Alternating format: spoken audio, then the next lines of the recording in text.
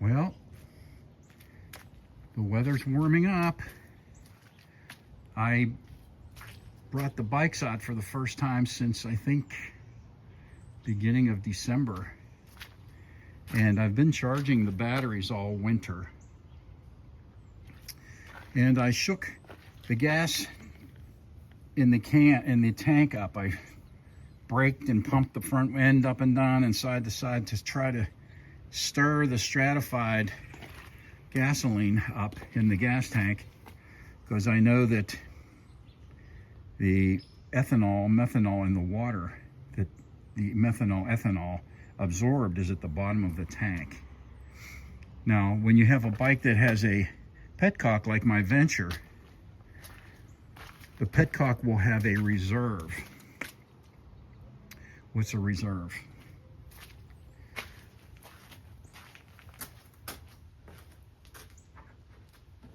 Okay, let's say this is a tube going up into the gas tank.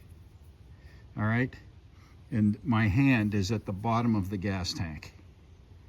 All right. Now, when you put your bike on run, okay, you're only drawing fuel from the top of this pipe, and you're not using fuel from the bottom 2 inches of the gas tank. All right, that's when you have your petcock switched to run and not reserve. Okay, now whenever you feel your bike sputtering and you haven't gotten gas and you switch to reserve, then you bypass this snorkel that goes up into the bottom of your gas tank, and you're opening another port at the bottom of the gas tank that uses the bottom fuel that's at the very bottom. And that's where you're going to have water and sediment and just the stuff in the gas you don't want to get into your carburetors. Usually bikes with carburetors have 2-stage petcocks with a run and reserve. And some of them have a prime. Yamaha was famous for that in the 80s. What's prime? All right, for people that forget to turn their gas off on the petcock, turn the lever to off, okay? Yamaha, and probably some others that I'm not aware of, but I remember Yamaha did it. They hooked up a diaphragm in there, a little diaphragm, about as big as a nickel, that when you go to start the bike, you create vacuum, and that pulled that diaphragm open and allowed fuel to flow to the carburetors. That was on prime. Or else it would just completely bypass and open the diaphragm, depending on what style it was. Some of them bypass, some of them work on vacuum. Some of them you just turn to run, and when you shut the bike off, you lost vacuum, so the diaphragm would close and shut the gas off on Yamahas too. I've seen both. Okay, so whenever you put your bike away for winter with a petcock, you want to shut the gas off and let the bike run out of gas. It takes about 5 minutes. That way you don't have old gas in your carburetors constantly evaporating, and it's like leaving a pot of chicken soup on the stove with the gas on and putting it on low or whatever. But you left it on, you didn't turn the gas off, and you left a pot of soup on the stove. Well, all the water's going to evaporate. And you know, it doesn't have to be chicken soup. I should have said chicken broth. Okay, so whenever you leave gas in your carburetors, or you leave a pot of chicken broth on the stove, all the liquid is gone, and it leaves a crust inside the carburetor bowl that plugs up your pilot jet, your main jet. There's a section in your carburetor that your main jet screws into. What is that called? It goes up to the venturi that draws gas out of the float bowl. I forget what that's called. It's made of brass, and it has little holes in the sides. And the nozzle, that's what that's called.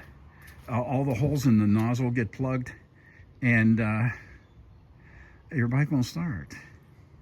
Or it hardens, and some of the holes are opened, but when you put gas in the spring, or you turn the gas on and start riding, then what happens is the gasoline is a solvent, and it will loosen that crap that's inside the gas tank or inside the carburetor fluid bowls, and then that stuff will start to flow through the carburetor and plug up the nozzle holes, the pilot jet holes, the main jet holes. Okay, now on a motorcycle that's fuel injected, they don't have a petcock.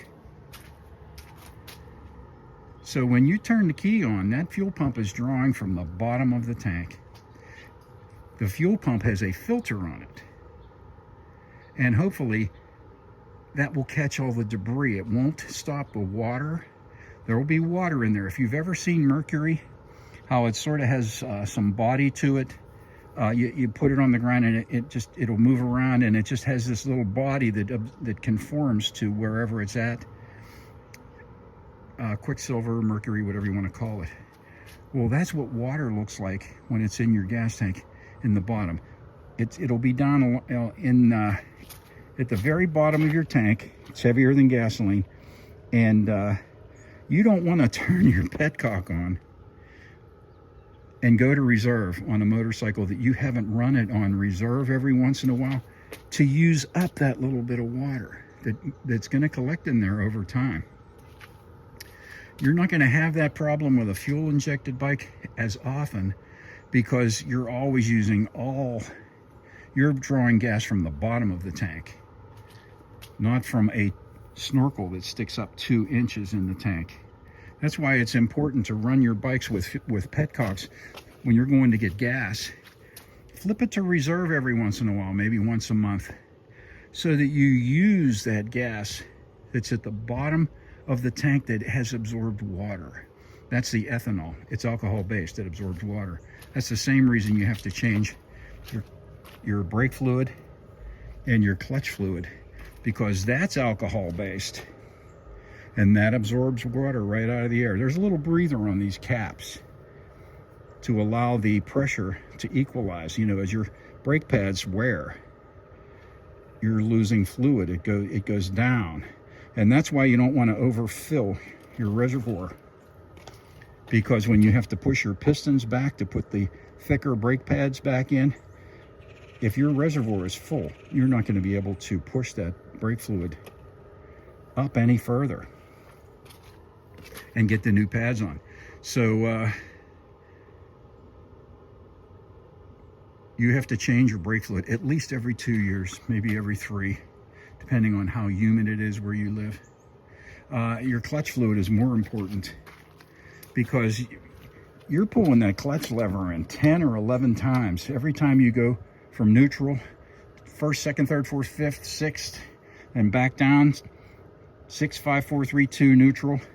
You're pulling that clutch lever in 10 or 11 times, which is causing that slave cylinder to make the cap on the reservoir breathe, and that's pulling in air that has moisture in it. So I'm going to change the brake fluid here in the next few weeks. I don't know how long this warm spell. I still have ice in my driveway. I fell on that ice on 2 days ago and landed right on the section of my back where your belt crosses your back. I laid there for 5 minutes. There was nobody around. I thought I broke something. I did that while I was stepping out of my truck.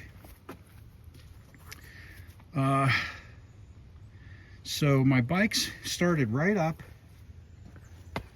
and I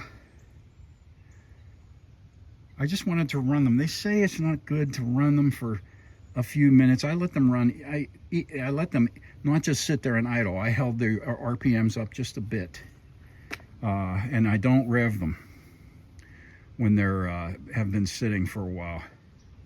They say that glazes the spark plugs.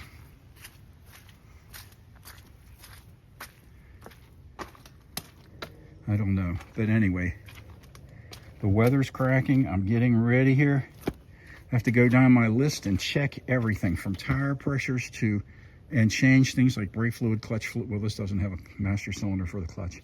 But lube all the pivot points, do the tire pressures.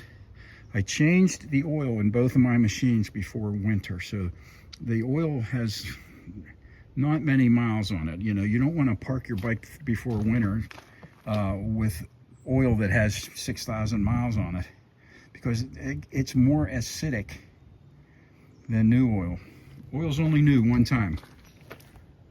As soon as it meets gasoline in the engine, it starts to denature, degrade, whatever you want to call it.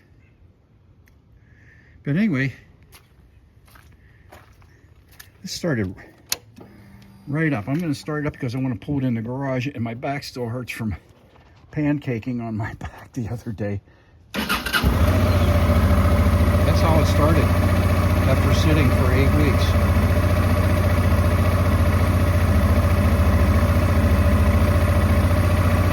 Why is my clock on? What was that clock?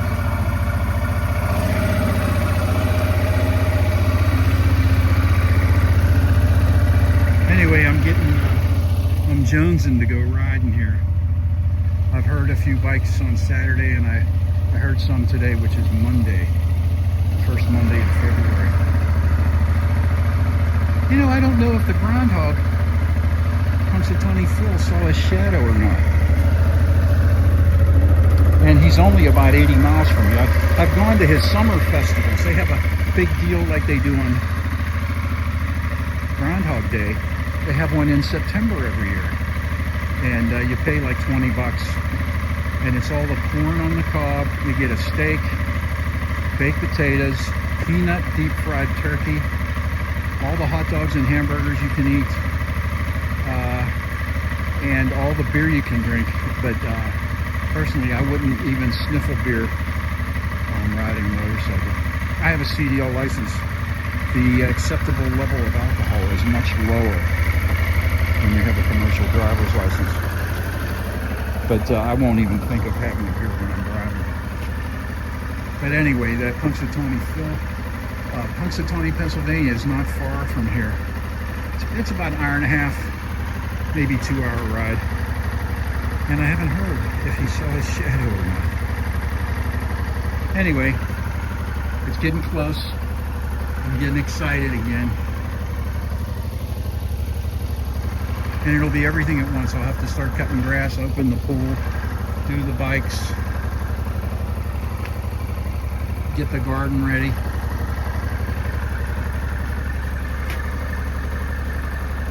I can't wait. I'll see you there.